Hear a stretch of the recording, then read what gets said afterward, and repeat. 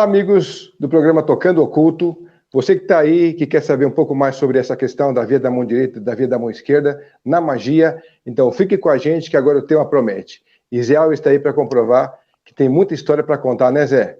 Seja bem-vindo mais uma vez. Aí, grande... Saudações a ti, Fred, e a todos os apreciadores do programa Tocando Oculto. Legal, Zé. Muito obrigado pela tua presença mais uma vez aí conosco, sempre acrescentando, sempre trazendo os seus conceitos, as suas abordagens sempre pertinentes. E o pessoal, né, como a gente já falou, eles já estavam esperando um pouco mais esse tema aí já há algum tempo, sobre qual é a diferença tão questionada a respeito disso, e a gente quase não encontra esse tópico na internet para definir, para encontrar uma definição, né, Zé? Então, você hoje você está aqui com a gente para exatamente tentar elucidar um pouco mais, deixar mais claro essa questão. Então é contigo, bom dia a todos, sejam todos bem-vindos. Sim. O tema ele é bastante profundo, é complexo, né?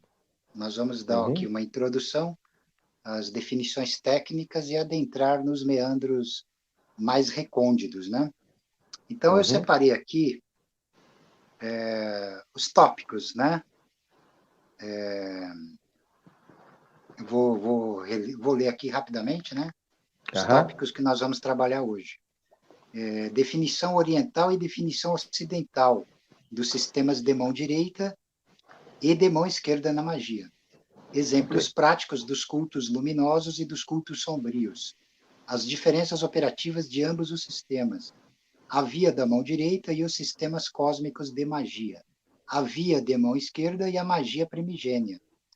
O niilismo e as vias de mão direita e da mão esquerda na magia. Certo?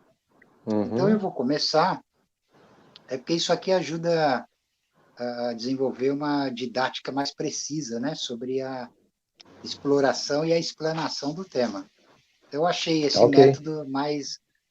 método mais viável, né, para economia de tempo e aproveitamento de conteúdo, certo? Então, vamos começar pela definição da via da mão direita e da via da mão esquerda na magia pela ótica do sistema oriental, tá? Então, esses conceitos aqui, eles são oriundos do tantrismo, tá? Do tantrismo. Tantrismo que, por sua vez, deita raízes na magia mais arcaica e mais primigênia, né? Então, nós temos o conceito, a princípio nós temos o conceito do Dakshinakara, ou do Dakshinamarga, né, conhecido como via da mão direita, que corresponde ao aspecto criador, positivo e conservador da manifestação, leis, normas e cultos determinados, sendo sua ética a da fidelidade à própria natureza, sua dharma, no âmbito da tradição. Na segunda fase, a via é Vamakara, ou Vamamarga, o desprendimento, o abandono de tudo isso. Para o abandono, o desprendimento, duas formas são possíveis, uma ascética, a outra destrutiva, dissolutiva. O termo Vama, esquerda, da expressão Vamakara e Vamamarga, é também interpretado em alguns textos com o sentido de contrário, aquilo que é oposto. Quer dizer, a oposição de tudo quanto é próprio ao Pravriti Marga. O Pravriti Marga são os aspectos criadores, conservadores da manifestação, sendo, consequentemente, mais do que uma atitude de desprendimento, de desprezo por todas as leis e normas, a ética do antinomismo, ou, mais precisamente, a anomia daquele que se coloca sob o signo do Nivriti Marga, que é equivalente ao conceito do Vama Marga, o caminho da mão esquerda propriamente dito. Tecnicamente, o método indicado pelos mestres desta via, do Vama Marga, a via da mão esquerda, é o de empregar as forças de Pravriti, que são as forças próprias à fase positiva e vinculante da manifestação, de modo a torná-los autodissolutivos, O Siddha, isto é, o adepto desta via, não conhece leis, sendo conhecido por Svechakari, aquele que pode tudo fazer. Tá? Uhum. Então, para sintetizar de forma mais precisa essa conceitualização oriental do que é a via da mão direita e a via da mão esquerda na tradição ancestral da magia, nós podemos usar os símbolos da suástica que gira para a direita e da suástica que gira para a esquerda. A suástica que gira para a direita é a suástica destrógira. Né? Ela tem o sentido solar, Uhum. vishnuísta. E a que gira para a esquerda, como é que se diz? Ela está ligada aos mistérios do Sol Negro e aos mistérios aniquiladores e dissolutivos de Shiva. Tá? E ela simboliza a via da mão esquerda. Então, a via da mão direita é fácil de você entender da seguinte maneira: o adepto da via da mão direita, do Dakshina Marga, ele se coloca à mercê do destino. Ele se entrega a um destino e ele se põe sob a proteção dele, seguindo as normas, cultos e a ética da sua própria via, que é conservadora, mantenedora do establishment da realidade, da criação e tal. E já na Uhum. via da mão esquerda, o adepto ele se coloca contra o destino. Ele vai contra o destino e ele se põe acima do destino, tomando a posse, tomando toda a posse desse destino nas suas mãos. Então isso fica mais fácil de representar a distinção das duas vias. Tá? Numa via existe essa... Numa via, a via, como é que se diz, da mão direita, tanto no sistema oriental quanto ocidental, ela está assentada nos limites do cosmos. Tá? Toda iniciação se dá dentro do cosmos, tá? Sempre rejeitando o caos, né? Que é vista pela via da mão direita de uma forma pejorativa, né? Uhum. Negativa em termos pejorativos. Na via da mão de esquerda é o contrário. O caos é o próprio fundamento. A natureza tem que ser transcendida, desafiada e deve se ultrapassar os limites impostos, tá? Então, eu vou passar aqui para uma explicação na tradição ocidental, para a coisa ir ficando um pouco mais clara, tá? Uhum. Então, o caminho da mão direita e o caminho da mão esquerda no sistema ocidental de magia. Na simbologia hermética egípcia, o touro representa a terra, o sal dos filósofos. O cão é Hermanubis, o mercúrio dos sábios. O fluido do ar e da água. O macho cabrio representa o fogo, o azote, o grande agente mágico universal, criador e aniquilador de mundos. Assim, na antiga Judéia, entre os hebreus, se consagravam dois machos cábrios, um puro e o outro impuro. O puro era sacrificado em expiação dos pecados. O outro, o impuro, impregnado por imprecações desses mesmos pecados, era enviado em liberdade ao deserto. Experiência estranha, mas de um simbolismo profundo. A reconciliação pelo sacrifício e a expiação pela liberdade. Toda a cabala e toda a magia se dividem com efeito entre o culto do macho cabrio sacrificado e o culto do macho cabrio emissário. Existe, pois, a magia do santuário e a magia do deserto, a igreja branca e a igreja negra, o sacerdócio das assembleias públicas e o Sanedrim do Sabá. Deixa eu beber um pouquinho de água. Uhum. Ok. Aí você vai continuar exemplificando sempre para a gente, né? Porque você traz uns exemplos bem legais aí. Uhum. Sim, porque assim, o simbolismo do macho cabrio, porque assim, o macho cabrio que era sacrificado era um macho cabrio, vamos dizer assim, branco. E o macho Uhum. cabrio emissário era um bode negro, né? Ah, tá. Enviado ao deserto, certo? O Uhum. bode, ele está associado ao mistério de Azazel, tá? Que é um fogo, digamos assim, incriado, autogerado, por assim dizer, precipitado na Terra, tá? Para o batismo da matéria, né? Então, esse simbolismo ele vai definir os mistérios da Igreja Branca e da Igreja Negra, da Via da Magia Branca e da Via da Magia Negra, tá? Então, a Via da Magia Branca ela fica fundamentada nas assembleias públicas, né? Nas religiões, como é que se diz, luminosas, constituídas dentro dos limites dos tabus sociais, tá? Tá. E o bode negro, associado à magia negra, ao deserto, ele está representando, encarnando o mistério que está para além desses limites, né? Que domina o mistério do interdito e do proibido, né? Essa magia sinistra, ela remonta à fase primigênia primordial anterior à própria civilização, tá? Quando a civilização ascende, essa magia ela vai ficar oculta. Ela vai ficar oculta e tal. E vai haver uma relação, digamos assim, de antagonismo de um sistema em relação ao outro por conta de uma, como é que se diz, de uma temeridade, por assim dizer, de um retorno a esse caos que era anterior à própria civilização.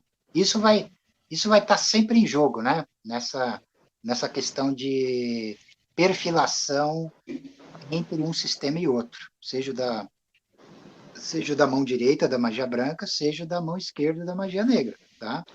Então, para entender isso de uma forma melhor, assim, é necessário atingir uma ressignificação do conceito do sagrado, tá? Porque, assim, o conceito do sagrado, sob a ótica da via luminosa de iniciação, da mão direita, ele é visto como uma coisa atrelada à ética moral, tá? Como se essa ética moral ela já fosse, como é que anterior a tudo. E não é isso que acontece, tá?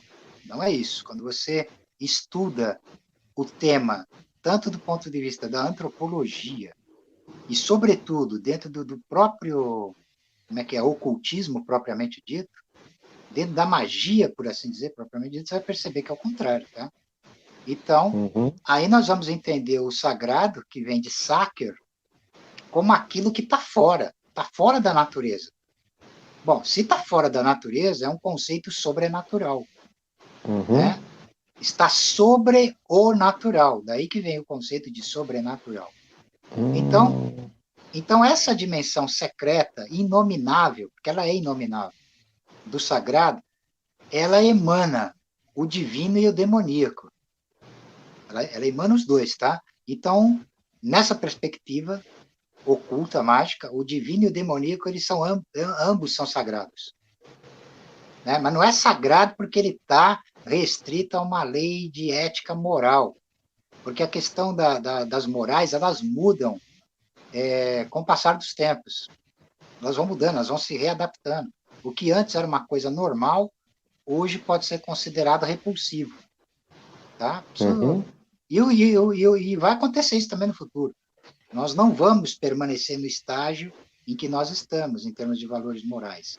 Civilizações vão substituindo civilizações dentro da dinâmica histórica, né? Então existe essa questão, né? Então o sistema da via da mão direita, para ele se autofundamentar, ele precisa negar o outro. Ele faz isso. E dessa maneira ele faz uma projeção, digamos assim, pejorativa sobre o outro sistema, né, da mão esquerda. Só que a via da mão esquerda não se vê dessa maneira. Ela não se vê dessa maneira. Ela se vê transcendente ao sistema de mão direita, por assim dizer. Tá? Deixa eu pegar aqui o papel para ficar mais claro aqui. Tá. Então, aqui nós temos as diferenças operativas de ambos os sistemas, tá? Então,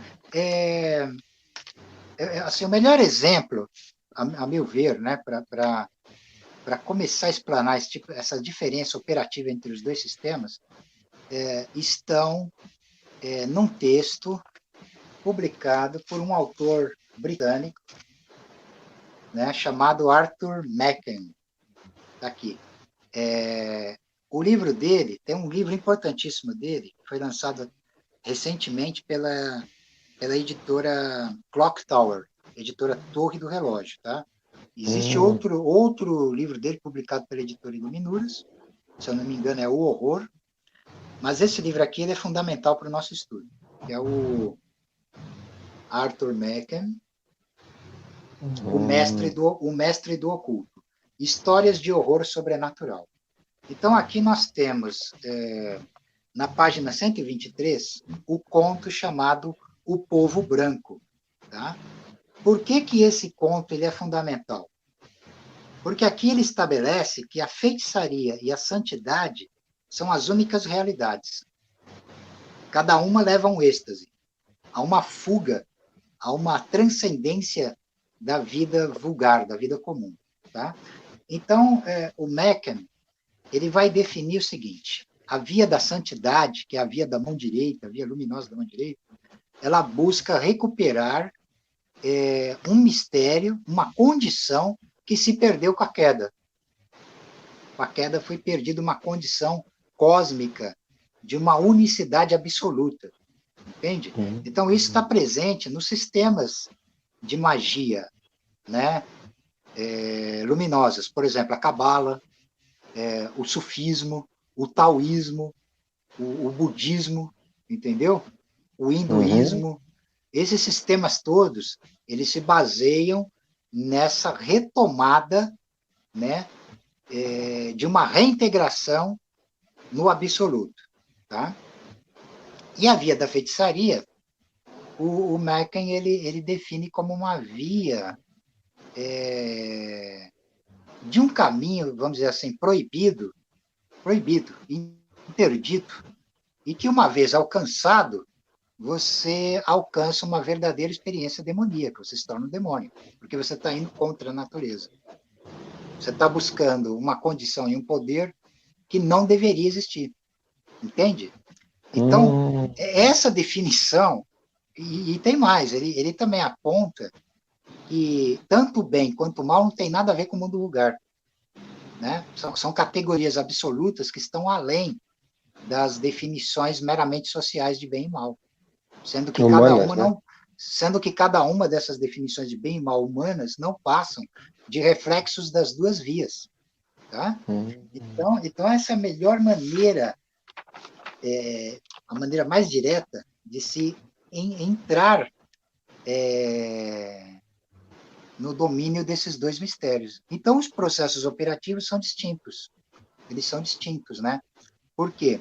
A via da mão direita, ela sempre vai, como é que se diz, está fundamentada dentro de um esquema já constitutivo, já pré-determinado, um destino dado, tá? E a via da mão esquerda, ela sempre vai buscar como é que se diz, a ruptura, a ultrapassagem desses limites, tá? Então, assim, uma via está restrita, digamos, a leis de causalidade cósmicas. E a outra via da mão esquerda, ela vai rumo, como é que se diz, ao fundamento da não causalidade do vazio e do caos. Então existem essas distinções operativas que, quando o adepto que está praticando uma ou outra dessas vias, ele vai se familiarizar, ele vai, como é que se diz, usar essas técnicas e procedimentos, né? Então, como é que a pessoa vai fazer uma distinção entre uma coisa e outra? Isso aí, basicamente, é uma coisa inata, tá? Embora a pessoa que está tapeando, digamos, no escuro, através dos processos de iniciação, no próprio caminho ela vai se dar conta disso, ela vai perceber os seus impulsos, para que via que leva. Então não é uma coisa tão complicada, porque já é uma coisa inata. Agora, é necessário movimento e dinamismo para você se familiarizar com as estruturas externas e, sobretudo, com os fundamentos internos, secretos do teu próprio ser. Porque cada uma das duas vias leva para a iluminação.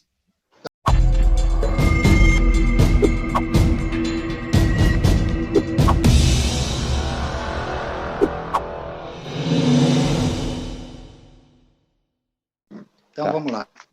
A via da mão esquerda e a magia primigênia. Tá? Essa magia primigênia, ela se refere à pré-existência, ao mistério fundamental do caos. Tá?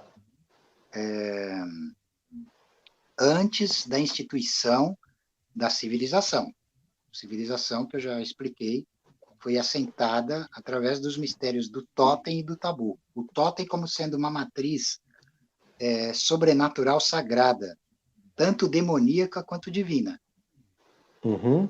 E o tabu é uma lei draconiana sangrenta para se estabelecer as leis da civilização. Então, essas leis elas eram assentadas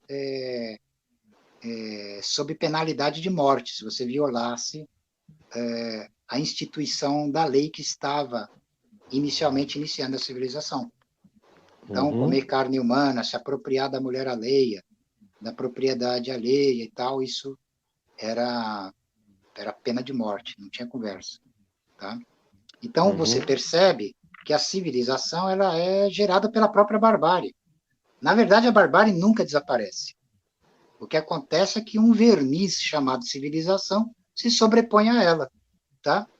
Se sobrepõe a ela. Então, o homem ele vem pelejando desde os primórdios, colocando esses véus em cima do fundamento essencial da barbárie. Tá? Esse é um esforço contínuo humano para trabalhar esses mistérios. Então, esses mistérios eles foram primordialmente trabalhados através do desenvolvimento da tecnologia do ritual. Com o ritual, o terrificante ele foi incorporado, assimilado para o processo da transcendência, entende? De modos que o próprio cosmos, na verdade, ele é nada mais, nada menos que um alinhamento do caos. Ele é uma criação do caos. E ele serve ao caos, de uma forma ou de outra, invariavelmente. Tá? Então, nessa época pré-civilização, nós temos, como se diz, a inversão total e absoluta dos valores que vão ser, como é que se diz, refinados e aprimorados pela civilização. Então, nós temos aqui dois exemplos interessantes. O comportamento pré-social de precursores míticos, tá? Então, o comportamento pré-social de precursores míticos, ele está, como é que se diz, fundamentado na figura paroxística do feiticeiro. Então, os feiticeiros primigênios, eles eram assexuados e quebravam tabus sexuais, comiam suas crias, viviam sem parentes ou família, não pareciam humanos e realizavam milagres. Tá? E eles também eram conhecidos como os estranhos e forasteiros, que eram esses feiticeiros primigênios. Eram feiticeiros vampiros, canibais e incestuosos, por exemplo. Caramba. Então, quem quiser se aprofundar mais nessa temática aqui, leiam o livro Pensando com Demônios, de Stuart Clarke. A partir da página 108, tem uma explanação antropológica sobre esse tema. Tá? Então, isso aqui é para entenderem de uma vez por todas o que é a fonte primigênia da magia. Isso é magia, tá? Além de bem e mal, totalmente amoral, tá? E com domínio fundamental no plano do não causal. Tá? Agora, as formas posteriores de desenvolvimento, elas vão como que mascarar isso aqui, vão criar um véu sobre isso aqui, e voltou, né? Você está... Agora voltou. Então, voltou. Então, assim, elas vão mascarar isso aqui, vão criar um véu sobre isso aqui. esse véu se mantém até hoje, através desse embate perpétuo entre magia branca e magia negra, entre via da mão direita, via da mão esquerda, entendeu? Uhum. Então assim, eu não estou tratando nenhum dos dois sistemas, logicamente, aqui de maneira pejorativa, tá? Assim, quem já vem acompanhando os meus trabalhos aqui, principalmente no seu programa e tal, percebem que eu Uhum. dou uma ênfase na via da mão esquerda. Agora, por que eu faço isso? Porque é pouco falado sobre a via da mão esquerda. O que se tem absolutamente material disponível é sobre a via da mão direita, tá? Eu não deixo, Verdade. logicamente, de me reportar. Eu não deixo de me reportar à via da mão direita porque ela faz parte da totalidade do conhecimento. Então, isso é normal. De qualquer maneira, eu tenho meu posicionamento pessoal, tá? Então, aquilo que a minha essência secreta me define enquanto um ser, né, Uhum. autogerado, vai ser assim que eu vou me expressar, que eu vou expressar minha automestria, tá? Isso é normal, tá? Agora, a via da mão esquerda, ela fundamenta um aristocratismo absoluto e radical.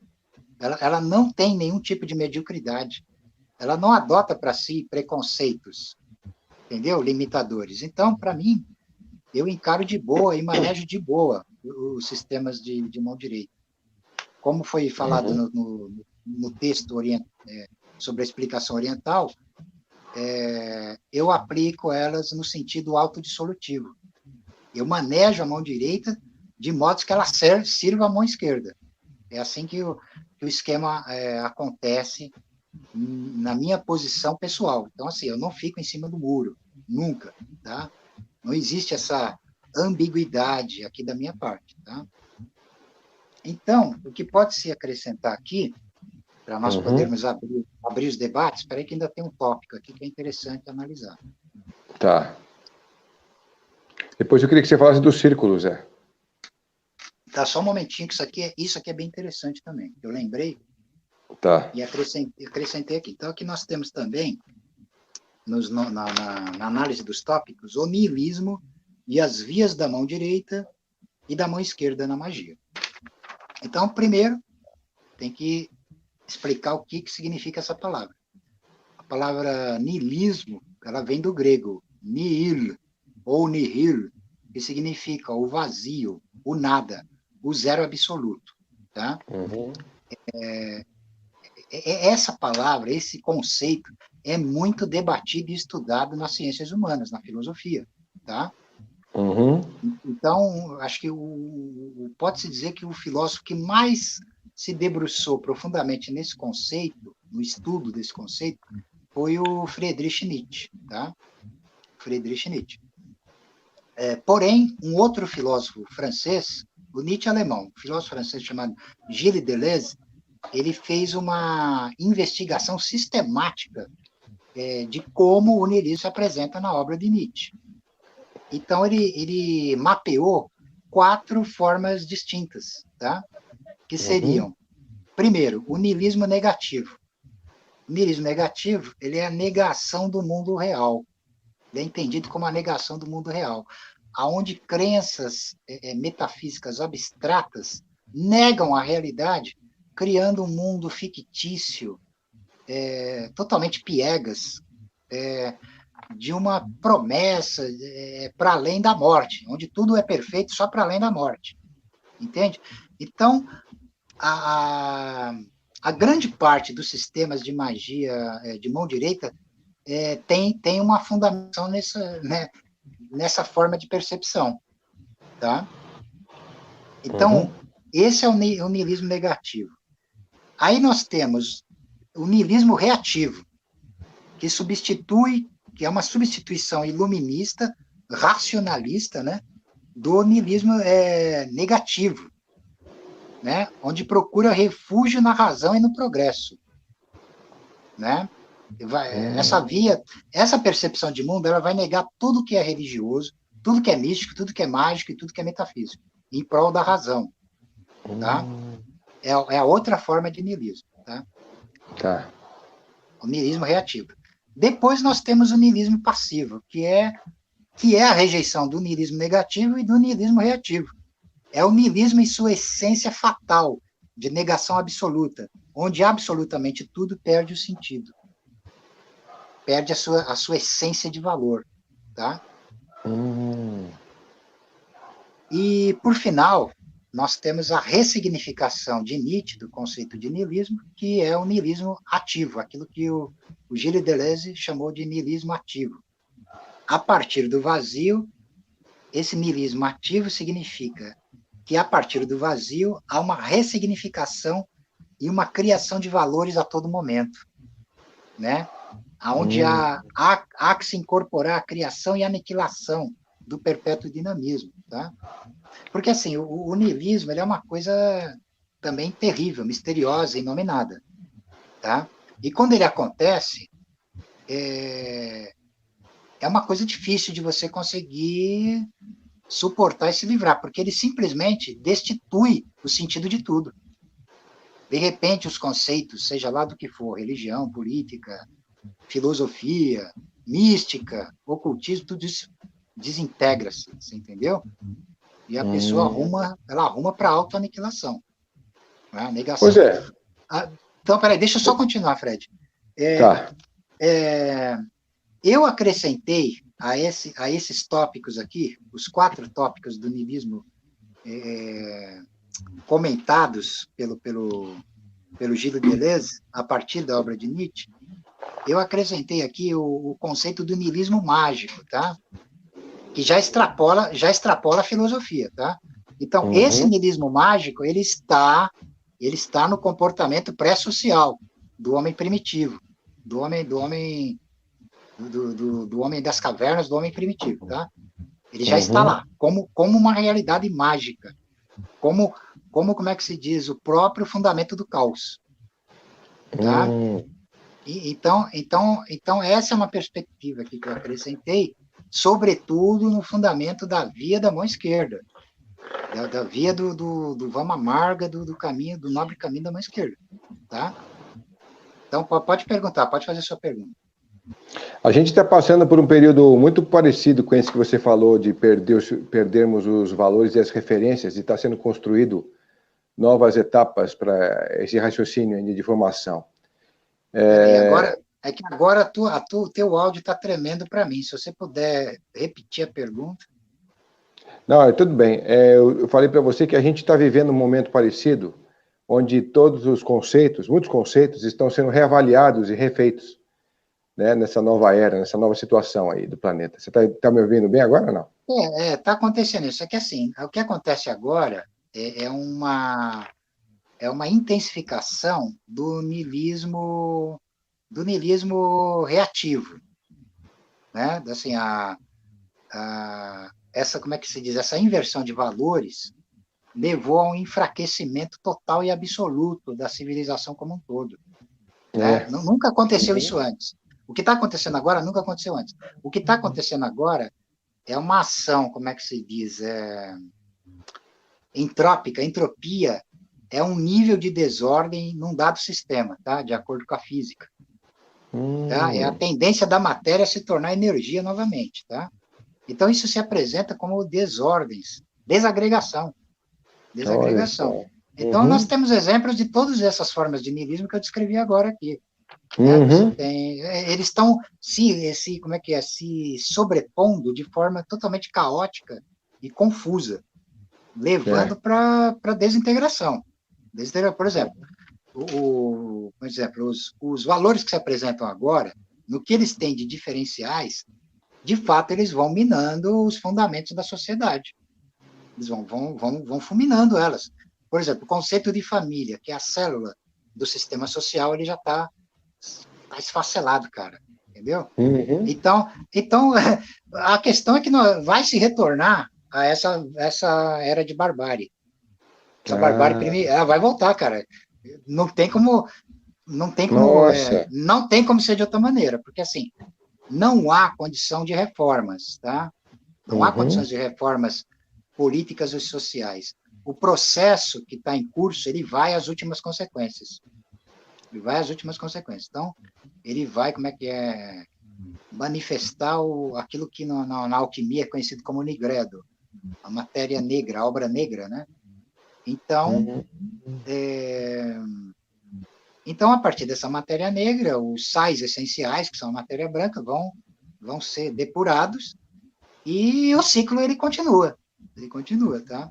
E existem seres que detêm uma magnitude de poder supra-humana que jamais são afetados por esses movimentos do pêndulo. Ascensão e queda de civilizações, de impérios e tal. Então, esses seres eles estão sempre no eixo fundamental, inominado e imutável do vazio. Tá? Então tem essa questão. Né? Que interessante. E a gente também, além desse niilismo que eu citei e você também já acabou de abordar, tem aquele outro que a gente percebe que muita gente não vê mais significado nas coisas, né? Como estão aí. Ou seja, porque perdeu a identidade com elas, ou seja, porque realmente nunca encontrou um fundamento. Então fica uma coisa assim, realmente muito no vazio, inclusive muito nessas novas gerações aí. É que as pessoas... Uhum. Essas adolescentes, por exemplo, os adolescentes, as crianças estão se suicidando em grande número, não se fala isso muito na mídia, talvez até por conta dessa razão que não chegou, esse motivo que não tem, né? Esse vazio que está imperando nessas criaturas e tal. Então, quer dizer, a gente está de frente com vários niilismos, né? Em frente. Exatamente. É que o niilismo, em termos mágicos, vigorosamente encarado, ele é uma fonte de poder eterno, poder sem limites, sem começo e sem fim, tá? Agora, para as criaturas débeis, que não conseguem fazer frente a isso, ele é uma coisa terrível, uma ameaça, né? É o que acontece, por exemplo, hoje, né? O comportamento que se apresenta hoje, ele é débil, né? Porque, assim, essas questões, as questões de definição de realidade, o que acontece é que quem define o que é real e o que não é real são os deuses e os demônios, são seres supra-humanos, tá entendendo? A humanidade, ela tem que se curvar à imposição desses poderes, não tem saída. Não tem saída para a humanidade, a não ser que esse indivíduo consiga transcender, ele consiga despertar e elevar a magnitude de poder dele a esse fundamento terrificante. Mas isso a gente sabe que é para pouquíssimos, né? Só aqueles que já são podem fazer isso. Né? Então é um mistério, isso é um mistério e tal. Agora, para aqueles que não têm condição de exercer a onipotência da vontade e modelar o universo à sua imagem e semelhança, ele tem que se sujeitar a vontades alheias. Não, entendeu a situação como ela é? Ela funciona assim. Não importa a complexidade que você aborde, você vai chegar nesses denominadores básicos, comuns. É isso. Né? Legal. Então, você pode... eu posso aqui fechar essa explanação preliminar, abrir os debates, uma frase do caminho da mão esquerda, né, que diz que aquilo que causa a queda do homem comum, do homem vulgar, né, na eternidade do inferno, para nós, é o alimento de nossa redenção. Entendeu? Entendi. Bom, eu queria só agradecer aqui ao Jorge Torres, sempre presente, também fazendo a sua contribuição. Muito obrigado, Jorge. A gente agradece a você. O Jorge está sempre presente aqui conosco. Muito legal. E muitas pessoas também que estão sempre acompanhando a gente aqui, também já deixaram suas perguntas. Mas, Zé, eu queria que você dissesse, antes da gente abrir para as perguntas, eu vou, depois que eu fizer a minha abordagem aqui, eu vou abrir a primeira pergunta para o Jorge, que já está aí. Mas eu queria que você dissesse um pouco mais sobre aquela questão das diferenças entre os círculos, entre da mão direita e da mão esquerda, como é que elas se posicionam com relação ao trabalho iniciático. Você me disse em off um tempo, não sei se você pode dizer isso aqui, mas você me disse a diferença entre você estar dentro do círculo e estar convivendo com os demônios, lembra? Tá. Da mão esquerda. Bom, isso aí foi nós discutimos pessoalmente, né, por telefone, e eu comentei uma distinção operativa É interessante que é mais outro exemplo para delimitar a diferença, né? Em termos operativos, em termos de magia operativa, cerimonial, né? Nós temos os fundamentos geométricos do círculo, do triângulo, né? E dos instrumentos mágicos usados pelo mago ou pelo feiticeiro. Então nós temos um círculo, tradicionalmente, tá? Embora isso também possa variar. Tradicionalmente, nós temos lá um círculo de 2,70 metros de diâmetro, né? A 90 centímetros desse círculo, nós temos um triângulo de 90 centímetros de lado, contendo palavras de poder, tá? Geralmente, no triângulo, você tem lá primeumatum, anaxefatum e tetragramatum, mas isso também pode variar de acordo com a determinação do magista, e dependendo da magnitude de poder que ele atingiu para fazer essas alterações, tá? O iniciante, a princípio, ele tem que se render aos esquemas previamente determinados. No círculo também, você tem 2 círculos, e entre esses 2 círculos ali, onde o mago se posiciona no centro, existem palavras de poder. Geralmente são palavras gregas ou hebraicas, né? Gregas ou hebraicas, Adonai, Tetragramaton, Yal Sabaó, mas isso também pode variar. O magista pode colocar entidades pagãs, entendeu? De panteões desconhecidos, alienígenas e tal. Então, no sistema da magia branca, o mago ele se posiciona no círculo e ele se isola. Ele se isola do triângulo, ele se isola dos demônios, tá? Existe essa diferença, tá? Essa diferença. Enquanto que na feitiçaria, por exemplo, na bruxaria, na feitiçaria, na mão esquerda, propriamente dita, é o contrário. O círculo, que é a própria base do triângulo, sendo percebido como uma espécie de pirâmide, ou cone que se projeta na Terra, ele não se isola dos demônios. Na verdade, ele conjura os demônios, ele ou ela, né? Feiticeiro ou feiticeira, conjura os demônios para dentro do círculo. Para dentro do círculo. Por quê? Porque ele está efetuando uma evocação simultânea. Uma evocação que é uma conjuração de dentro para fora e uma invocação de fora para dentro. Tá? As duas ficam unificadas na conjuração. Conjuração é um termo que vem de conjurare, jurar junto. Tá? Então, quando ele evoca, ele está abrindo os poderes interditos da necrópole pessoal dele, do cemitério que é o próprio inconsciente. Tá? Esses conceitos eles são originados da magia egípcia. Tá? E na evocação ele está abrindo esferas de poderes interditos, né? Dimensões superiores, supra-humanas e tal, conjurando as entidades, os daimons e tudo mais. Então, existe essa distinção, tá? Porque, assim, na feitiçaria, quando você opera esse tipo de trabalho, você está conjurando o inferno e você tem que suportar ele na tua carne. Não tem outra saída. Então, você percebe que essa forma de magia, ela é a continuidade daquela magia primigênia, pré-social, né? Pré-civilização, né?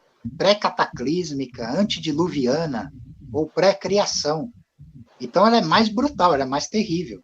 E é dela que surge essa outra magia luminosa, mais recente, toda esquematizada e toda cheia de esquemas para se defender e não, como é que se diz, evitar essa outra forma. Então, eu estou dando aqui, logicamente, uma explicação assim, meio que básica, introdutória, porque o assunto ele é muito complexo.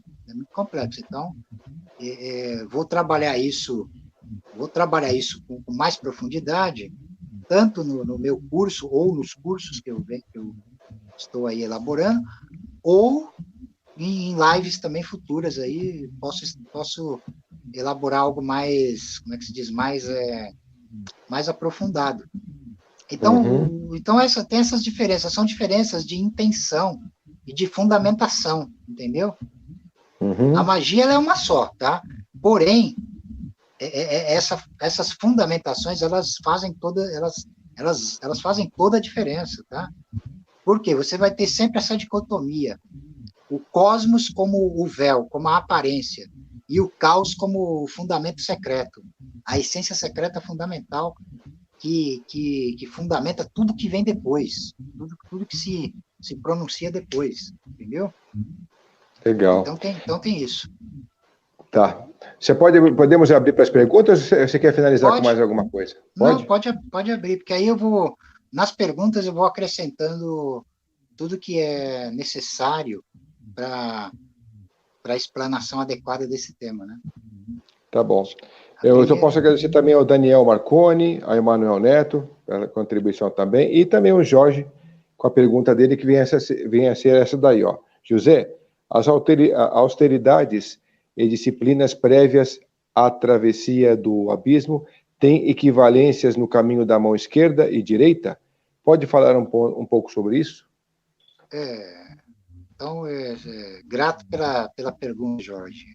Obrigado, Jorge. Valeu. Tá, a equivalência que existe entre as duas é que nos dois casos, tanto da mão direita quanto da mão esquerda, as disciplinas elas são rigorosas, tá? Sendo que a da mão esquerda é mais rigorosa ainda, é mais terrificante ainda, tá? Por que ela é mais terrificante? Porque ela tem um caráter desafiador das imposições impostas pela pela coroa demiúrgica, né? Pela própria natureza.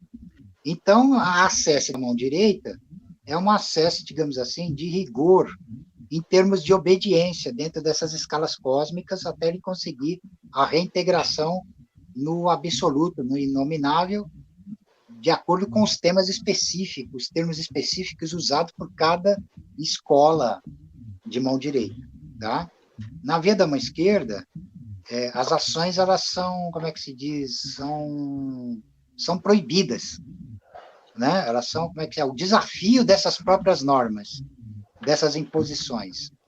Então, o rigor, como é que se diz, o ascetismo, o rigor, ele se dá nesse processo, onde cada,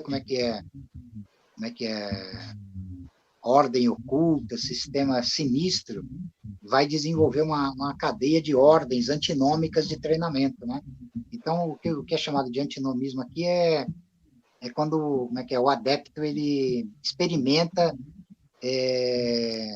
situações adversas. Tudo que represente veneno para ele vai experimentar, para esvaziar os conceitos e conseguir essa travessia, tá?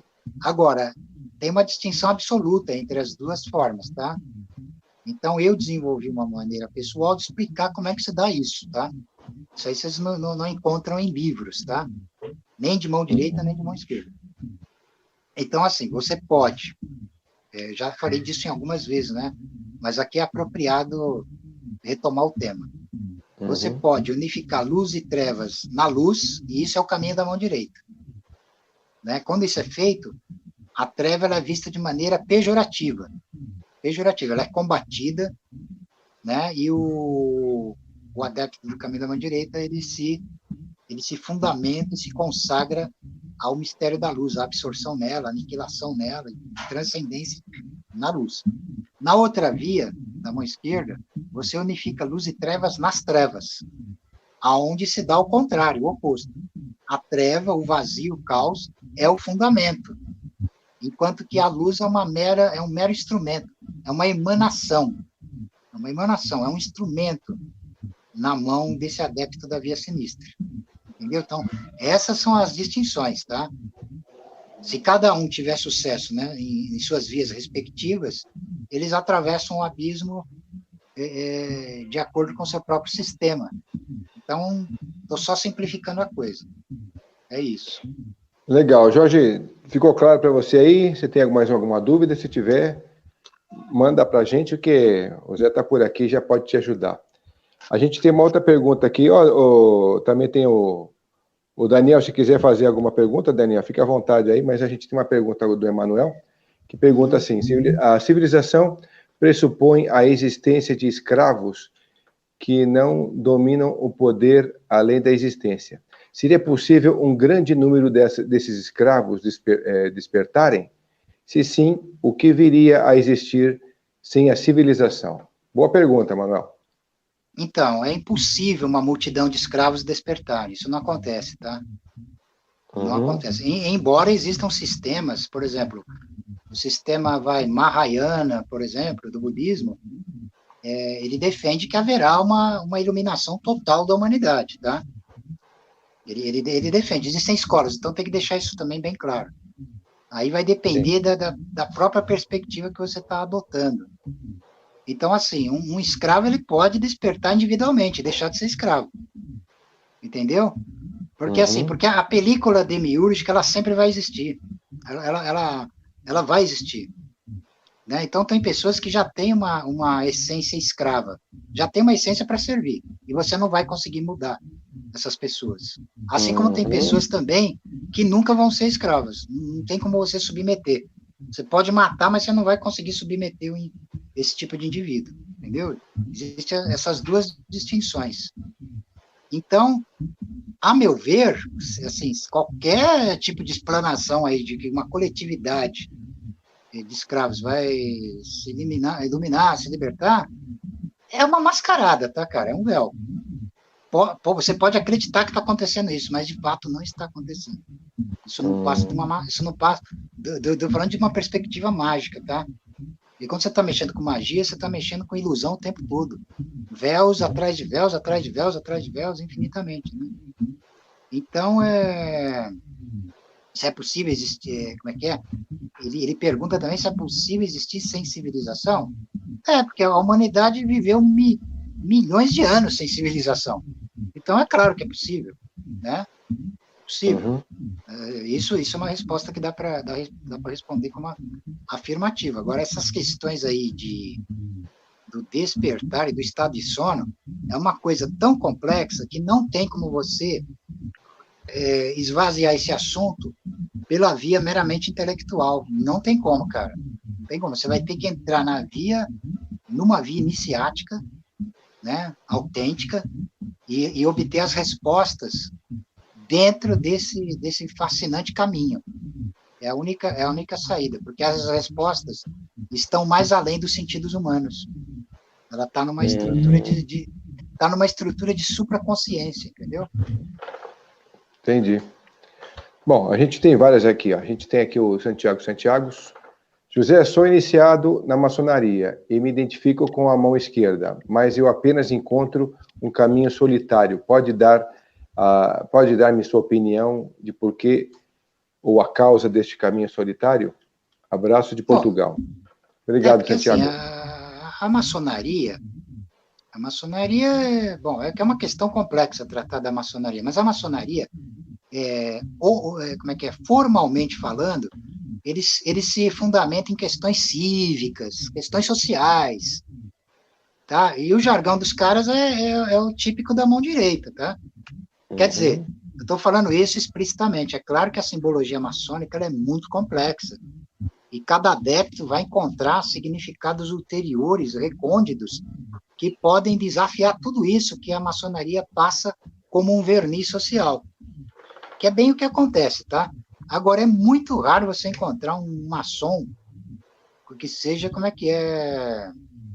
fundamentado no conhecimento iniciático da via da mão esquerda. Até tem.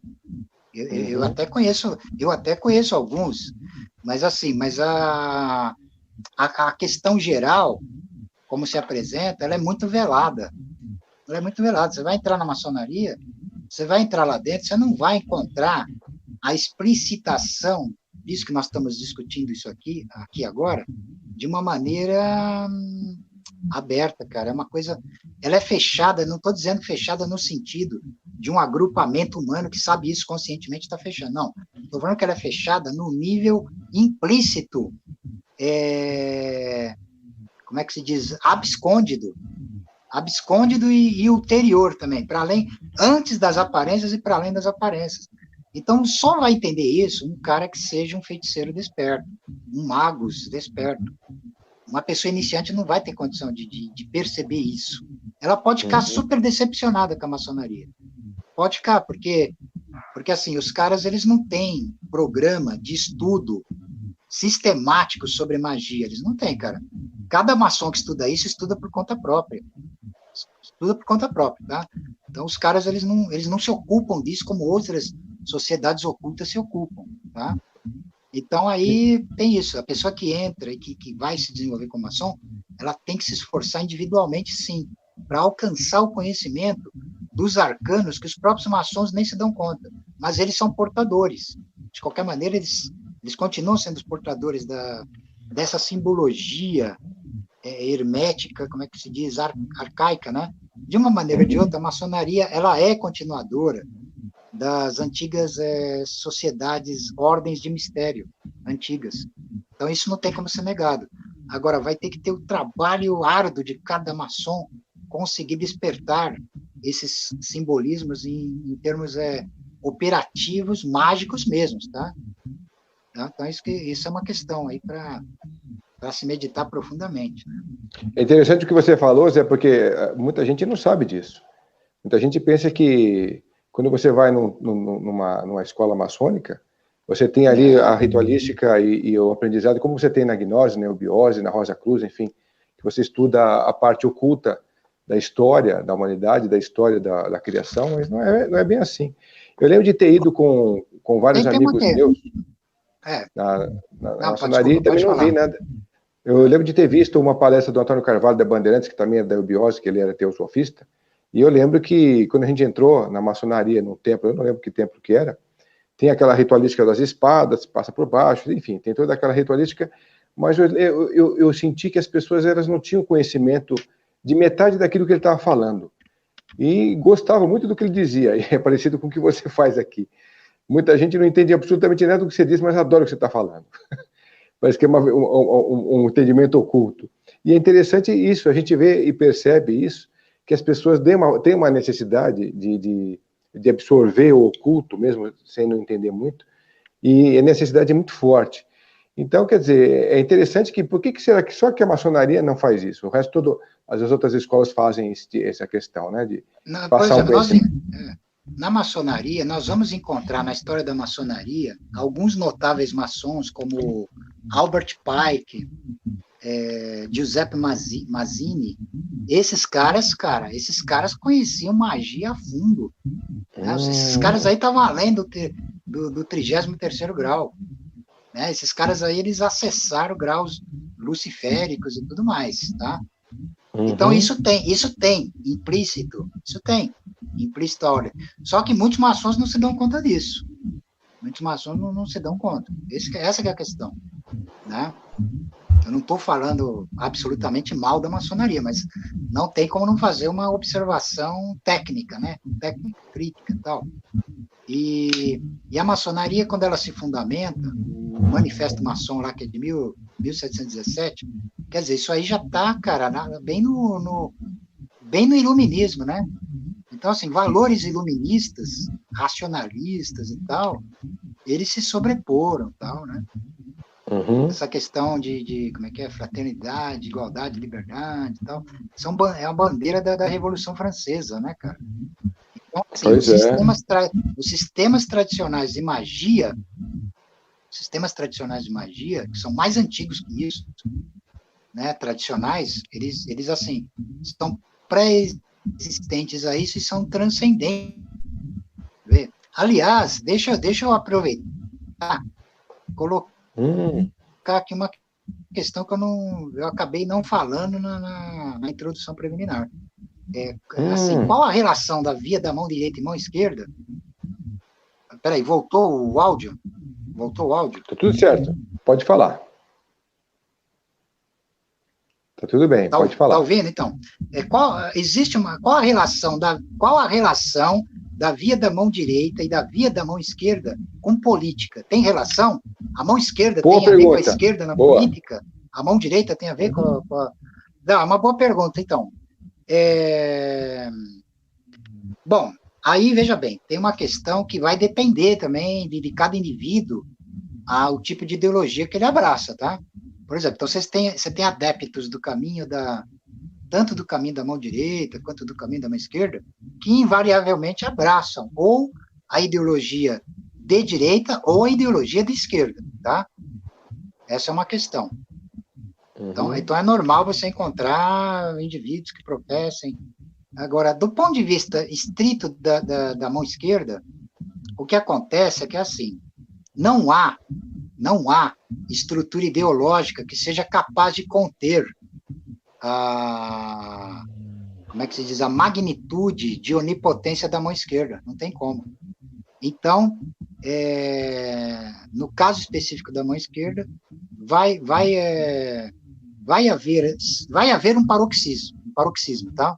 Na mão esquerda você vai encontrar uma autocracia mais terrificante, mais profunda que o fascismo, e também uma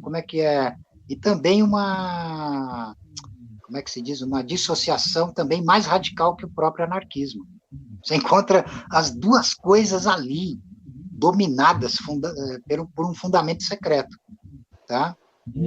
E da mão direita a coisa já é mais estruturada racionalmente. Ou você vai por uma via, ou você vai por outra. É meio, como é que se diz, mais restrito nessa questão.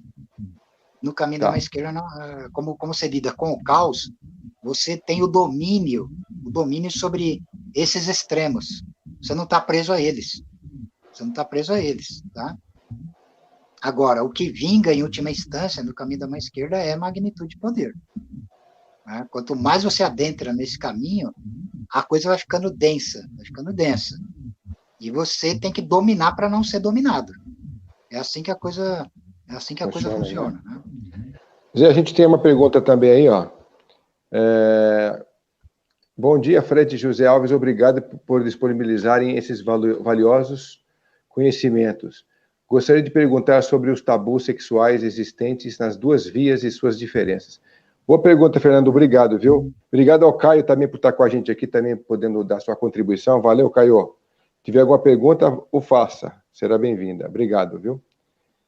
E aí, Zé, tem aí a resposta para... Tá. O meu áudio está saindo bem, porque o seu tem falhado para mim, tá? Mas eu entendi a pergunta dele. Bom, então, bem. Assim, no caminho da mão direita, existe sempre uma tendência a reprimir os instintos sexuais e os desejos de um modo geral. Isso faz parte da ascese.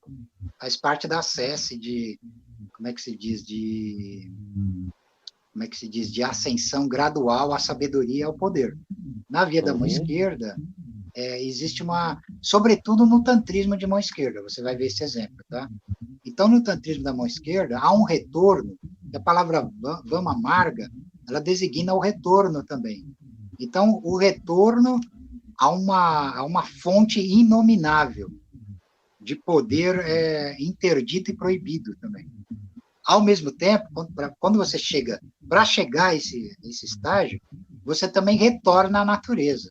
Mas, assim, retorna à natureza no sentido de desrepressão. Ou seja, o prazer sexual ele não é negado. Porém, o adepto da vida da mão esquerda, ele não pode ser escravo também. Ele tem que ter, alcançar o domínio. Só que ele usufrui. Não há uma repressão. Não há uma repressão, mas há um refinamento e uma transcendência da sexualidade propriamente dita, né? Aonde a libido ela vai ser transfigurada em ojas, energia, mágica suprema. Para quê? Para despertar os siddhis. Os siddhis que são os poderes supra-humanos, né? Poder de telepatia, poder de levitação, poder de enfeitiçamento, poder de diminuir o tamanho e aumentar o tamanho, entendeu? Poder de transmutação, todos esses poderes, né, são, alcançados, né, pela via da mão esquerda, através de um processo de desrepressão. Pela via da mão direita, por um processo ascético, tá? Para ficar claro. Então, existe essa distinção nas duas vias, tá? O Eric fez várias perguntas, mas eu deixei uma aqui em evidência. Mão direita, sendo os limites das leis cósmicas, e mão esquerda, o que está além. como assimilar as energias elementares e forças primordiais das formas de modo a transcendê-las? Tá, Valeu, Eric. Tô dando uma Eric, né? Boa pergunta. Boa. O pessoal aqui faz umas perguntas muito bacanas. Eu tô lendo rápido aqui. Então, a questão nesse processo da assimilação é você não ficar à mercê deles, é você dominar. Tá? Em última instância, o domínio supremo, ele vai se dar no caos, ele não vai se dar na estrutura cósmica, embora a estrutura cósmica também tenha uma graduação de dominação sobre as forças elementares. Só que esse esquema está num cercado. Ele está no cercado, tipo assim, você tem a liberdade, mas é a liberdade total dentro desse cercado. Entende? A liberdade do caminho da mão esquerda é você alcançar as trevas exteriores, você ir mais além do universo, mais além daquilo que é chamado de ilha-universo, né? Então existe essa distinção entre as duas coisas. Por isso que o sistema da mão esquerda ele é a terribilidade suprema. Ele é muito mais rigoroso nesse sentido do que o caminho cósmico da via da mão direita.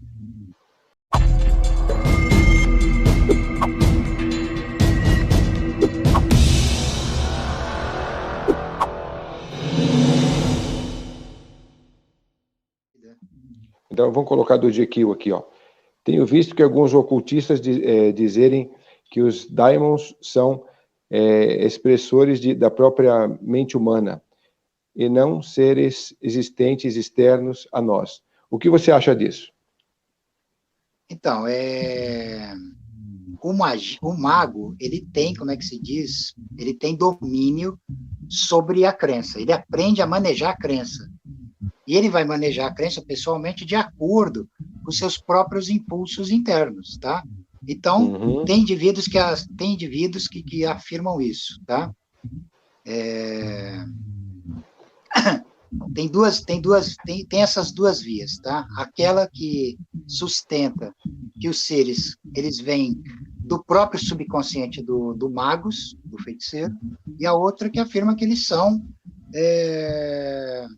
como se diz, seres, como é que se diz, com individualidade própria, distinta. Eles são seres existentes, tá? Existem essas duas visões. Eu, particularmente, trabalho com as duas simultaneamente, tá? Por quê? Não pode esquecer, o que está em cima é como o que está embaixo, o que está embaixo é como o que está em cima, tá? Então, como o feiticeiro, o magos, ele tem a autocracia absoluta, né? Isso eu estou falando quando ele atinge esse grau, tá? Não é qualquer um que consegue fazer isso. Ele determina a realidade ou não realidade disso aí. Então, isso acaba meio que sendo até irrelevante. Se existe ou não existe para a magia, isso não interessa. A magia faz existir. Ela faz existir, você está entendendo? Então, eu, por exemplo, trabalho com as duas concepções simultâneas, tá? Tá. A gente tem uma pergunta do Elber. O nazismo se encaixaria no espectro da direita ou esquerda dentro desse contexto? Então, o nazismo, ele vamos dizer assim, o ocultismo nazista, propriamente dito, ele é complexo, ele tem as duas coisas. Ele tem um caráter arianista, luciférico, pagão, e ele também tem um caráter satânico, saturniano satânico, tá? Então ele tem essa distinção. Então, por exemplo, vou pegar dois exemplos, tá? Você vai pegar o exemplo de um luciferismo luminoso, de mão direita, na obra de Miguel Serrano, tá? Então, Miguel Serrano, eu vou falar que ele é um mago chileno, ele já faleceu, tá? Mas um mago realmente não morre, tá? Então, e como ele atingiu um altíssimo nível de magnitude de iniciação, eu coloco ele nessa categoria, tá? Então, ele desenvolveu o chamado hitlerismo esotérico, a corrente conhecida como hitlerismo esotérico. Tá?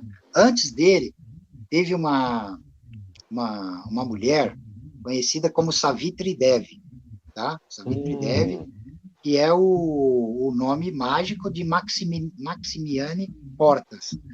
né? Ela foi a primeira pessoa a afirmar que Hitler era um avatar encarnado, né? Eu vi isso também na teosofia. Eu vi também. Ela escreveu um livro importantíssimo chamado O Relâmpago e o Sol, onde ela faz a distinção de três tipos de homens, né? Ela fala do homem, o homem no tempo, o homem fora do tempo e o homem contra o tempo. O homem no tempo, ela dá o exemplo do Gengis Khan. O homem fora do tempo, ela dá o exemplo do faraó Akhenaton. E o homem contra o tempo, ela dá o exemplo de Hitler, tá? Então assim, eu estou dando aqui esse primeiro exemplo de Miguel Serrano como uma estruturação luminosa do nazismo, onde o Serrano ele desenvolve uma gnose luciférica luminosa, oposta ao satanismo. Por isso que é interessante, tá? Onde ele identifica o satanismo com os judeus, esse tipo de coisa. Né? Como escolas gnósticas antigas também faziam isso, identificavam o Deus judaico como o demiurgo, como Satã e tal.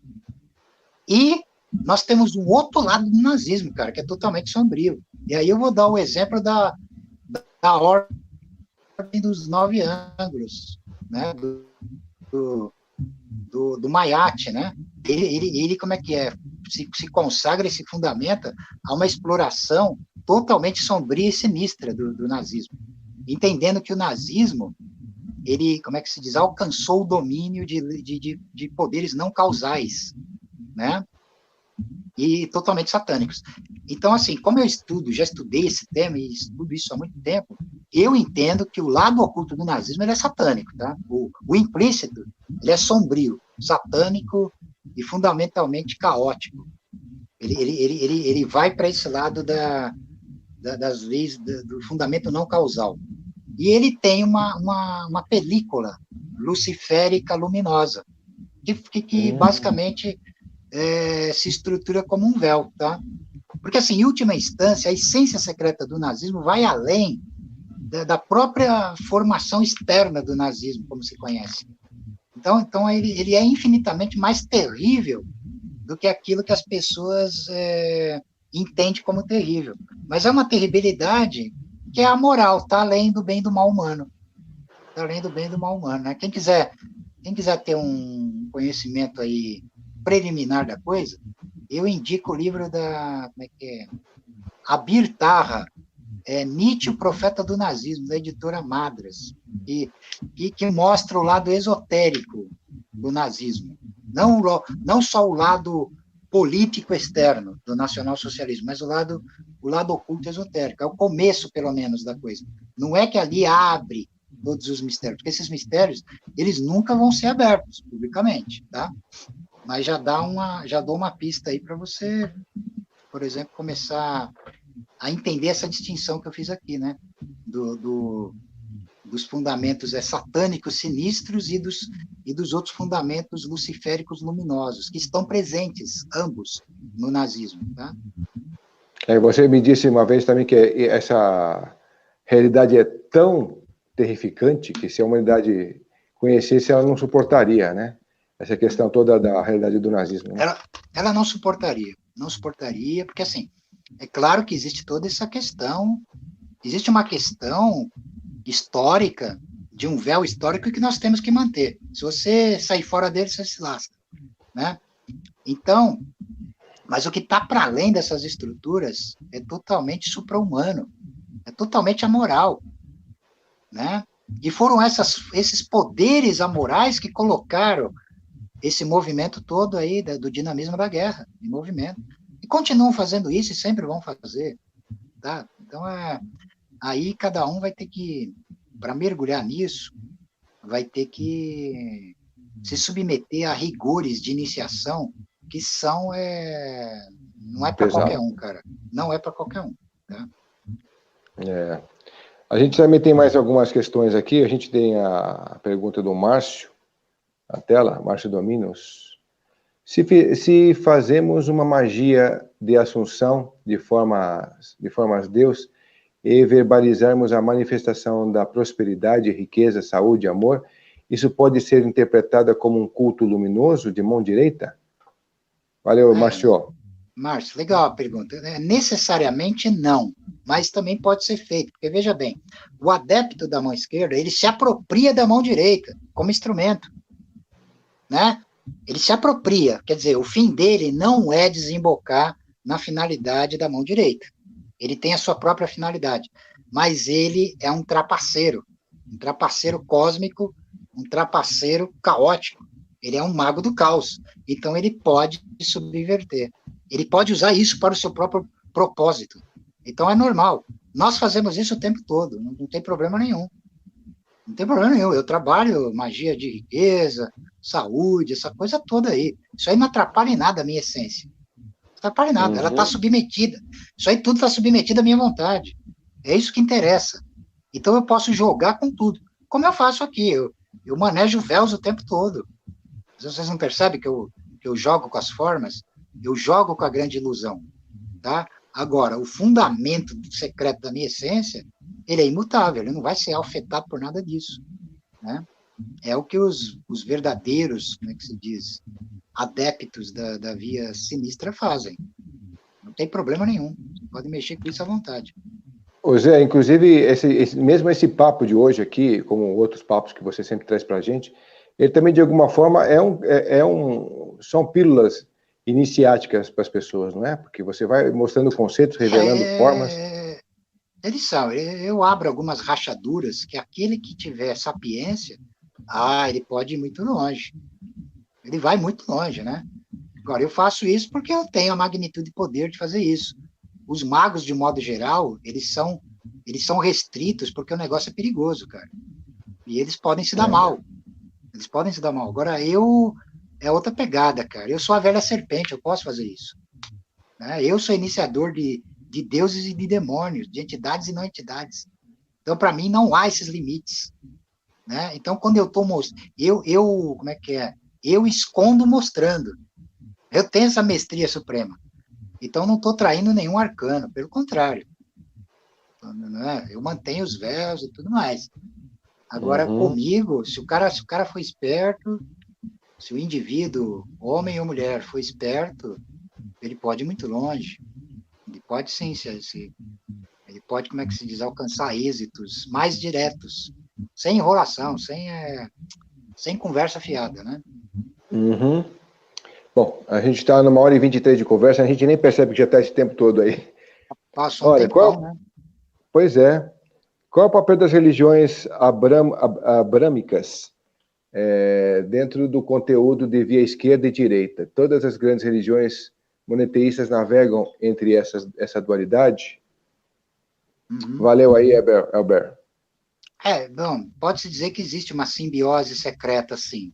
E de modo que toda a estrutura monolítica do monoteísmo, dos monoteísmos semíticos, né, seja judaico, cristão, islâmico, é um véu, tá? É um véu porque, assim, o mistério do diabo está implícito nessas 3 religiões, está oculto lá, tá? Querendo ou não, negando ou não, ele está lá. Então, essa é uma questão, tá? Então, o papel ele é um divisor mesmo, é um divisor, é um delimitador, é o manejo da grande ilusão o tempo todo, tá? O tempo todo, é basicamente isso. Existe os arcanos sinistros, cara, dentro da própria Bíblia. Eu leio a Bíblia em termos sinistros, por exemplo, tá? Então assim, a questão, ela fica velada. Mesmo as estruturas, vamos dizer assim, vamos pegar as estruturas do discurso de mão esquerda que é apresentado publicamente. Isso também é um véu. É um véu. Não tem nada ali, como é que desvelado. Está revelado, tá? Então, quando eu falo revelar, eu estou colocando um novo véu. Colocando um novo véu. Não é a mesma coisa de desvelar, que é rasgar o véu. Entende? Então os dois... É interessante que a coisa se apresenta assim, cara. Então, por exemplo, o debate, por exemplo, de via de mão esquerda, público, debate de satanismo público, ele se configura mais em termos filosóficos. Enquanto que a magia, ela fica abscôndida, obscura. O sistema de mão esquerda, propriamente dito, ele é sempre obscuro. ele é inominável, ele é interdito e proibido. Tá? Agora, aqueles que conseguem acessar essa via suprema de iniciação, vai manejar, vai falar da coisa manejando a ilusão, manejando os véus. Né? Então, como é que é? O papel desses monoteísmos semíticos, ele tem a ver com isso, tá? É claro que o adepto da religião em si, das tradições em si, ele não vai aceitar isso que eu estou falando. Ele vai colocar sua religião, sua tradição como uma coisa suprema e tal. Isso também é interessante, porque faz parte do jogo. Tem que ser assim mesmo. Tá? Agora, nós entendemos que essas estruturas, elas são véus bem engedrados. Né? Porque, assim, vamos supor que os fundamentalistas evangélicos tomassem o poder no Brasil e proibissem tudo isso, a ferro e fogo. Extirpasse tudo que é literatura, vídeo e tal. Isso não acabaria com o satanismo, porque o satanismo é implícito. Ele é o próprio duplo implícito na estrutura monoteísta. Entendeu? Então não tem como se livrar disso. Nunca vão se livrar disso, é impossível. Se alguém tiver mais alguma observação pertinente, pode continuar fazendo, que a gente vai lendo aqui, vai vendo o que dá para mapear e jogar nessa conversa aí. Deixa ele voltar, que a gente continua esse papo. E quem não curtiu ainda e não se inscreveu, por favor, o faça no canal, curtam as páginas no Instagram, no Facebook do Tocando Oculto. Aqui vocês também repliquem os vídeos, deem os seus likes, exatamente com essa função que a gente percebe que o YouTube também joga para frente um pouco mais do que o nosso conteúdo. A gente caminha um pouco na contramão do que o YouTube geralmente faz, né? Que é proporcionar um pouco mais de consciência em profundidade para vocês aí, com conceitos de fulano, ciclano e beltrano, e cada um vai se absorvendo disso e vai se achando onde pode beber, que fonte vai beber. E aí, a partir disso, também cada um tem o seu horizonte aí a seguir, né? Então, essas fontes que a gente vem trazendo para vocês aqui, elas são muito amplas. A gente vai ter também, já tem mais um tema, depois vocês podem ver quais são os próximos temas no canal, mas a gente vai ter uns temas muito interessantes aqui também nas próximas sequências, que vocês enxergando por lá no canal vão poder perceber quais serão. Bom, Zé, você voltou, vamos ver se você continua se mantendo conosco, vamos lá. Eu perguntei para você se essa categoria, né, dos bandidos, dos assassinos, esse pessoal que vive atormentando a sociedade, vive causando mal aí, em que categoria você os enxerga?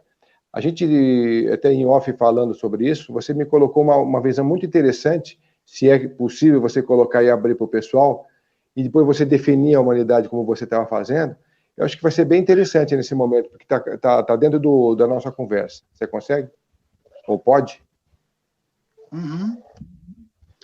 É uma questão delicada, né, para se tratar. Mas, assim, em primeiro lugar, tem uma distinção entre o mal, o verdadeiro mal, e o verdadeiro bem das categorias de bem e mal sociais, como são definidas socialmente, tá? Em termos metafísicos, o bem, em termos metafísicos estritos, o bem é a santidade, tá? O mal é a feitiçaria. E é o mistério que a feitiçaria conduz, que não tem nada a ver com as limitações humanas, tá?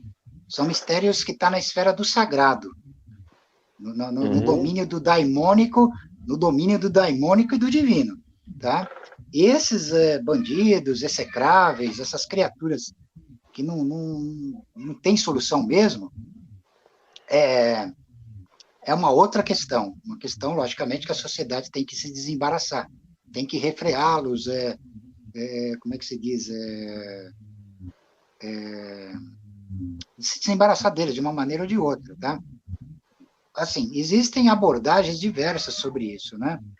Eu entendo o seguinte, tá? Então, vou dar um exemplo aqui. Pegando um alinhamento geométrico da forma, a silhueta humana, a antropomorfia, a forma antropomórfica. Oi? Voltou? Pode ir. Voltou? Então, vamos pegar o exemplo do vulto humano, a forma antropomórfica humana, ela compreende a manifestação de 3 tipos de seres. 3 tipos. uma imensa maioria sub-humana, que não pode ser nem definida como humana, uma minoria de humanos e uma minoria menor ainda de supra-humanos, tá? Então, cada um tem que meditar e perceber aonde cada tipo de indivíduo se encaixa nesse esquema, tá? Esses seres aí brutais, eles não... A maneira como eu percebo, eles não têm... A única saída é a aniquilação e a reciclação deles na matéria-prima primordial, tá? É isso, eles não têm uma outra solução para esse tipo de ser, tá? Ele não é passível de como é que é, de enquadramento dentro do esquema da civilização. Esse é um tipo de ser. Entendi. Tem até mais coisa, mas agora também existe... Tem mais coisas. É o seguinte, o segundo tópico, eu estou falando que existem seres que são remanescentes daquele período pré-social, né? Pré-civilização, que agem também, cometem crimes e também não tem como ser catalogados. E eles não vai acontecer nada com eles também, porque eles estão além como é que é, eles estão além das limitações de causalidade. Então, isso é extremamente chocante para a humanidade. Né? As pessoas querem segurança, elas querem saber que as leis são perfeitas, elas não são, e que elas dão segurança. Não tem essa segurança. Né? Não há segurança em última instância. A única segurança que tem é a magia. Você aprender a fazer magia, realizar rituais para conseguir escapar da força reversa, para que a força reversa não te destrua. A força reversa vai continuar agindo. Agora, por exemplo, a força reversa para um feiticeiro, ela é alimento de poder, ele incorpora, ele não é destruído. Uma pessoa comum, ela é destruída, cara, ela pode ser destruída pela força do acaso, as forças do acaso, você está entendendo? A gente vai terminar assim já. Deixa eu mostrar alguns livros rápidos, tá? Antes que eu esqueça. Então, eu vou mostrar 2 livros importantes para quem quer se iniciar no caminho da mão direita, tá? São excelentes livros, tá? Que é A Magia Hermética, A Árvore da Vida, um estudo sobre a magia, de Israel Regardi, editora Madras, tá? Apesar de é um livro caro, se for achado usado, ele é bem caro, mas tentem achar ele em PDF, pelo menos, tá? E o outro é esse aqui, A Golden Dawn, A Aurora Dourada, também de Israel Regardi, da editora Madras. Livro caro, usado e tal. Mas é um livro que ele é importante na medida de que ele influenciou todo o ocultismo do século XX, né? Estruturas de sociedades secretas e tudo mais. Então, eles têm essa importância. Esse aqui que eu mostrei, ele é mais compacto, e ele é excelente, é um dos melhores livros sobre o assunto, para introdução na magia. Magia de mão direita, mas quem também segue o caminho da mão esquerda também pode ler esses trabalhos aqui, eles são importantes e podem ser usados também, tá?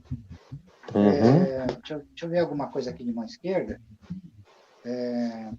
Tá, tem esse livro aqui, que é História Oculta do Satanismo, A Verdadeira História da Magia, de Santiago Camacho Hidalgo, editora Madras. Ele dá uma explanação geral bem interessante, pode ser uma introdução para quem quer começar a entender. O outro livro é esse aqui, As Escrituras Satânicas, A Filosofia do Satanismo, editora Madras, e é de Peter Gilmore, tá? Esse aqui, mas... Esses aqui eu vou mostrar nós vamos fazer uma live sobre luciferismo e satanismo. Então eu vou mostrar esses livros, de novo, mas eu já estou antecipando aqui, tá? Tem a Bíblia Satânica, de Anton LaVey, né? Anton LaVey, editora Saída de Emergência, uma editora de Portugal, tá? esses são alguns livros para introdução ao tema do Caminho da Mão Esquerda. Esse livro aqui, O Gatilho Cósmico, O Derradeiro Segredo dos Illuminati, de Robert Anton Wilson, também eu vejo ele como uma introdução interessante também ao Caminho da Mão Esquerda. Tá? Uhum. E não poderia deixar de mostrar também 2 livros interessantes para o estudioso também, que é esses aqui, do Kenneth Grant, O Renascer da Magia, editora Penumbra. Tá? E esse aqui é Aleister Crowley e o Deus Oculto, também de Kenneth Grant, editora Penumbra. Na verdade, o Kenneth Grant ele escreveu uma série de livros conhecidos como trilogias tifonianas. Tá? Então, são 3 trilogias somando 9. Esses 2 aqui são os 2 primeiros da primeira trilogia. Só saiu esses 2 até agora. Eu não sei se a editora vai continuar lançando. Mas é um material que vale a pena ser conferido também, para quem quer ter um entendimento sobre esse assunto aí. É isso. Legal. Já tem alguma coisa que você não falou que era importante ser dito antes da gente finalizar aqui? Tem muita pergunta bacana aqui, mas é como eu falei para eles aqui, quando você estava em off aí caindo, né? Como está falhando, mas eu acho falhando, que não dá. o recado principal eu dei. Nós podemos depois voltar futuramente a esse tema. Abrir uma live para responder perguntas, tá? Eu posso fazer um capítulo 2 aí para a gente responder perguntas mais apropriadamente. Fica tudo bem, entendeu? Porque hoje ficou essa falha aí, né? Mas tem alguma coisa que você ainda não disse, que de repente ainda era importante ser colocado, ou você já se apresentou nos tópicos principais e está tudo certo? Tem. Peraí. Eu lembrei. Assim, alguns grupos, grupos, por exemplo, de mão direita, que você vai encontrar sociedades, por exemplo, taoístas, você vai encontrar, tem vários exemplos. Nós temos a maçonaria, nós temos Aurum Solis, por exemplo, a própria Golden Dawn, como exemplo de sistemas sérios de mão direita. Tá? Tem a teosofia, que é mais conhecida, né? Os sistemas ocultos também, por exemplo, do sufismo, são sistemas assim formidáveis de mão direita. Tá?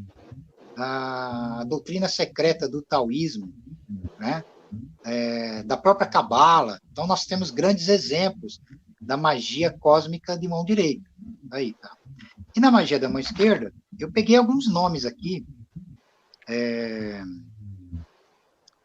Eu estou pegando aqui o exemplo da Ordem dos 9 Ângulos. Tá? Ordem dos 9 Ângulos. O Templo de Satã, que é pioneiro aqui no Brasil também, com essa questão da via da mão esquerda, e o site Morte Súbita, tá? Então, estou descrevendo eles aqui.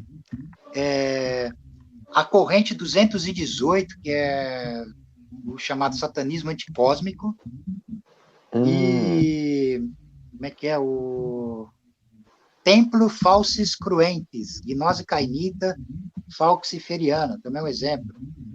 A Fraternitas Arboris Nigra, né? Está no Facebook. Para se conectar é só entrar no Facebook, tá? Eu tenho me correspondido com o pessoal e eles são muito sérios, tá? Legal. Então eu estou descrevendo isso aqui como alguns exemplos, tá? Dos dois aspectos aí da magia, tá? Tá bom. Bom, então eu acho que é importante depois as pessoas poderem acessar só como perguntas mesmo nessa nossa live, para a gente poder respondê-las, né? Porque são muitas perguntas e tem bastantes conteúdos relevantes. Vamos ver se a gente consegue responder a última pergunta aqui do Márcio Domínios, porque eu acho interessante essa questão dele. Ele fala assim, ó, aí você já também viu, ó, líderes políticos e em especial religiosos como Edir Macedo e outros desse nível, então seriam magos negros totais e os seguidores apenas escravos humanos e sub-humanos? Referente àquela história que você colocou de sub-humanos aí. Valeu, Márcio, obrigado. É legal a pergunta. Primeiro que assim, eu não coloco o mago negro numa categoria pejorativa, já começa por aí, tá? O Edir Macedo não se enquadra nessa categoria, não, cara. Ele é um servo. Ele é um servo de forças forças, como é que é, do acaso aí, tá no nível bem baixo, tá? Ele não pode ser considerado mago negro, não, cara. Ele não tem envergadura para isso, tá? É um charlatão muito astucioso, é isso, basicamente, né? Tá. Ele não tem envergadura para ser um mago negro, não. Tá. Bom, Zé, então acho que deu aqui. Acho que a gente já conseguimos aí passar aqui uma boa parte do tempo com as perguntas e respostas do pessoal respondidas, mas tem muita coisa que ainda ficou no ar e não vai dar para fazer tudo nesse tempo que a gente tem de live mesmo. Eu vou deixar só o pessoal, então, por dentro do teu contato. Eu queria que você deixasse claro, porque tem gente que perguntou sobre os seus cursos, e também o seu conteúdo. Então, se você tiver alguma coisa para acrescentar a respeito disso para eles... Eu estou trabalhando na elaboração do curso prévio também, de magia egípcia, né? Eu quero dar conta de já deixar ele formatado antes da extinção do programa do Fred, tá? Então é isso, tá? Eu estou contornando as minhas questões de tempo e questões técnicas, tá? Então é isso, fiquem tranquilos, porque eu vou passando informação enquanto eu estou nesse processo aqui. Ninguém vai ficar também sem conhecimento, sem acesso a esse conhecimento. Podem se reportar a mim, ao meu WhatsApp, para esclarecer dúvidas, tá? Então tem isso, nós vamos dar andamento às coisas aqui. Eu vou fazer um programa com o Fred sobre luciferismo e satanismo, sobre como é que é o satanismo no rock, a egiptologia simbolista, né? A mão esquerda, por exemplo, no sistema egípcio, é a fundamentação do culto sinistro de Sete, tá? Então tem essa pegada também, tá? Tem temas bem legais mesmo. Eu acabei não falando hoje, é interessante, porque eu falo tanto sobre Egito que eu acabei não incluindo ele aqui no esquema, mas ele tem uma fundamentação que pode se entender como sinistra de mão esquerda, fundamentada no culto de Sete e de Apófis, tá? Então, isso aí tem tudo a ver com o mistério do Deus oculto, do sombrio Senhor sem face, entendeu? Da magia do deserto, que são coisas que eu vou explanar nessa futura, como é que se diz, explanação sobre magia simbolista egípcia, né? A gente, na verdade, Fala. Porque hoje já não dá tempo, cara, de entrar, e como está tendo muita falha, vai ficar enroscado o assunto, né? Sim, e teve gente aqui que não sabe, mas o Zé já está no Telegram, é só procurar como José Alves, né, Zé? Eu entrei lá no seu grupo, né, tal, e... o Zé também está no Tocando Oculto, lá do grupo Tocando Oculto do Telegram. Quem quiser, é uma porta aberta para vocês poderem participar com a gente e perguntarem lá mesmo para o Zé. É até legal que façam isso lá, caso o Zé também depois possa responder essas dúvidas, porque aí já fica como resposta para um monte de gente que está no grupo que gostaria de saber essas questões também, né? E estão falando aqui que vai ser legal fazer do lance do rock, né? O satanismo no rock, vai legal. É bacana, né? Porque assim, tem muita superstição envolvida na coisa, né? Sim, tem. E fundamento interessante, um fundamento implícito no rock, um satanismo implícito no rock é interessante, que remonta a Robert Johnson, cara. E Robert Johnson e toda aquela questão do pacto que ele teria feito com o diabo e tal, né? Aquele filme Encruzilhada tem isso também, né? Que é exatamente essa história, né? Tem um documentário na Netflix que é O Diabo na Encruzilhada, que é super interessante, né? A gente vai falar sobre isso também, vai ser legal isso. Bom, Zé, então, olha, realmente é uma grande aula, né? Todo mundo deve ter curtido aqui, porque você colocou questões importantes. Infelizmente, não foi como a gente esperava a internet 100%, porque deu muitas falhas, mas vai ser um conteúdo que, juntando a parte 1 com a parte 2, juntando o principal da essência da live, vai dar um bom resultado, vai dar um bom tempo. A gente tem aqui em 1h56 praticamente, mas acho que 1h40 de conversa vai ter, pelo menos. Eu acredito que vai ser possível o pessoal aproveitar. E já vai ser um grande conteúdo, né? Bom, Zé, só posso te agradecer, então, por estar com a gente mais uma vez, né, nesse conteúdo aí. Mais uma vez, obrigado a você por estar sempre somando conosco. Obrigado a todos que participaram. E fiquem com a gente para a gente poder também... não posso esquecer de falar para vocês que domingo agora tem uma live sobre os OVNIs na Serra da Beleza, com o Arthur Neto. Ele vai dar vários... É um grande ufólogo, ele vai dar vários depoimentos sobre isso, sobre as questões, sobre as aparições, sobre as consequências das aparições. Então, é bem interessante, vai ser bem legal essa live com ele aí. A gente vai trazer também depois o Paulo Duarte, falando um pouco mais sobre o sistema solar e a vida fora do planeta. Também já está programado para o final do mês. Enfim, tem umas lives bem interessantes para vocês participarem conosco depois aí. Bom, Zé, então, obrigado. Quer dizer mais alguma coisa? A palavra é tua. Diz aí. Sim. Então, vamos lá.